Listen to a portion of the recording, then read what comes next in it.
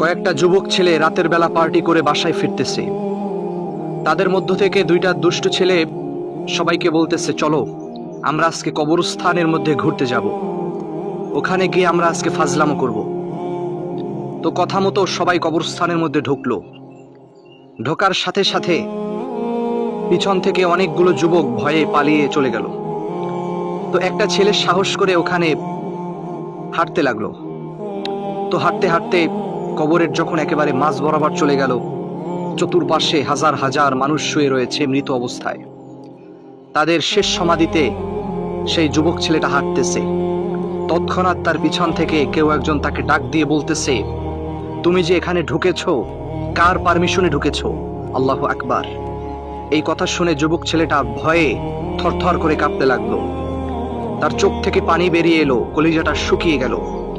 পিছনে তাকিয়ে দেখতেছে খুবই বিভৎস চেহারার একজন তার দিকে তাকিয়ে রয়েছে। তার মুখটা একেবারে ফ্যাকাশে, মনে হচ্ছে অনেক দিন যাবৎ কেউ অত্যাচার করেছে। পুরা মুখটা পুরে পোড়া মুখের মতো দেখাচ্ছে। মনে হচ্ছে সারা শরীরটা কে যেন তেলের মধ্যে ভাজা ভাজা করে ফেলেছে, এরকম তার শরীরটা। এতটাই বিভৎস যে ছেলেটা ওই লোকটাকে দেখার সাথে সাথে তার কলিজাটা শুকিয়ে গেল। তারপর সে জিজ্ঞেস করতেছে যে তুমি কে?